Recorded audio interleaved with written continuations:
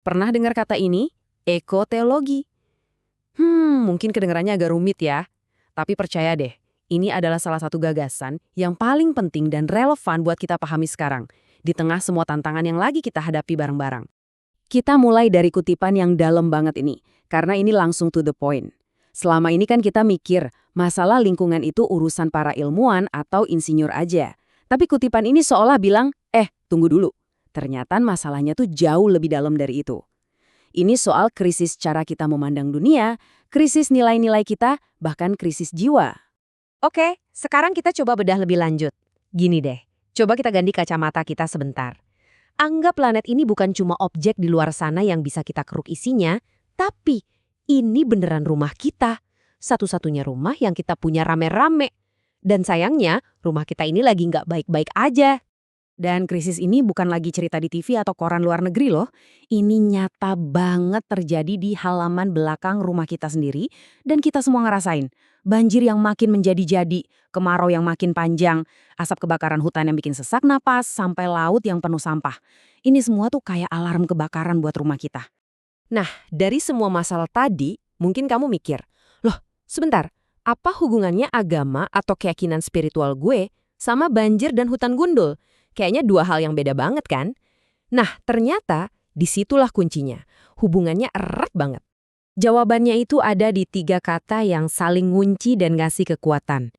Iman, ilmu, dan amal.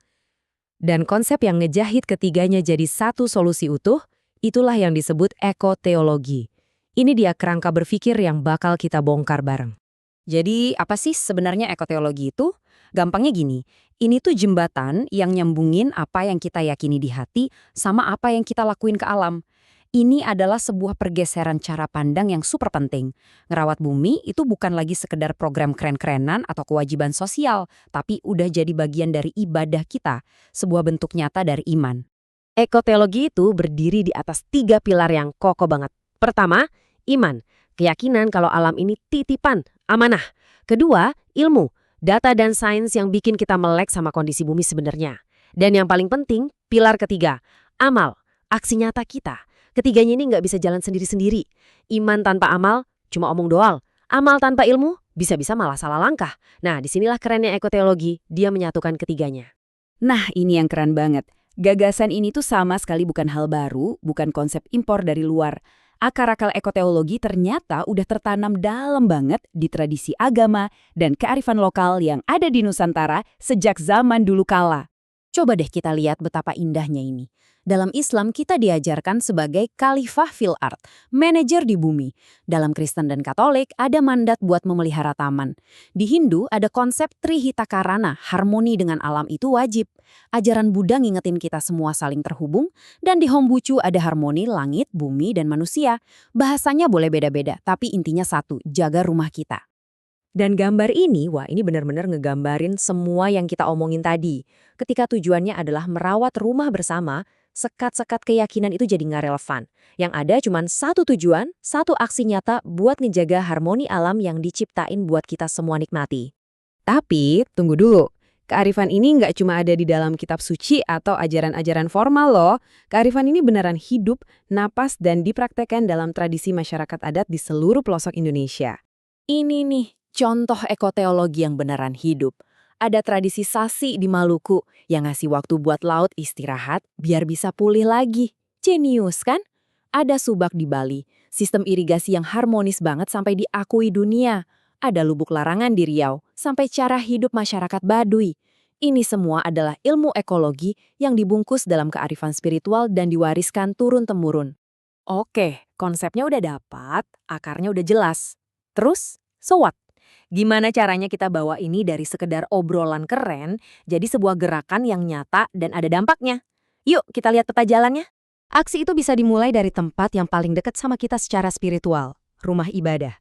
Coba deh bayangin kalau setiap masjid, gereja, pura, vihara, dan kelenteng jadi contoh nyata, jadi zona bebas plastik, bangunannya hemat energi, punya taman yang ngajarin kita soal alam, dan jadi pusat belajar lingkungan buat warga sekitar. Keren banget kan? Dan tentunya buat perubahan jangka panjang, kuncinya ada di mana? Yap, di dunia pendidikan, di sekolah dan madrasah. Pendidikan lingkungan bukan cuma pelajaran tambahan, tapi nyatu sama kurikulum. Ajak siswa bikin inovasi lewat bank sampel atau ekoenzim. Sampai KKN mahasiswa yang fokusnya ke isu ini. Disinilah bibit-bibit penjaga bumi disemai. Sekarang coba dilihat angka ini, 1,3 juta lebih. Ini bukan cuma angka statistik yang ngebosenin. Coba bayangin, ini adalah jumlah masjid, gereja, pura, vihara, dan kelenteng di seluruh Indonesia. Ini adalah gambaran potensi, jaringan raksasa yang kita punya. Setiap satu dari 1,3 juta titik ini bisa jadi pusat perubahan, jadi motor gerakan ekologis. Kekuatannya luar biasa kalau kita gerak bareng.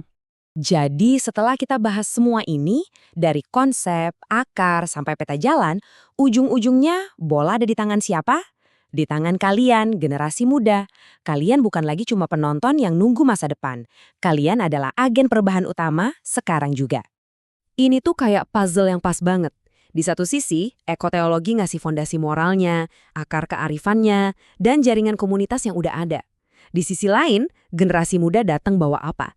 Energi yang meluap-luap, inovasi gila, suara yang lantang buat masa depan, dan kemampuan buat gerakin aksi di zaman digital.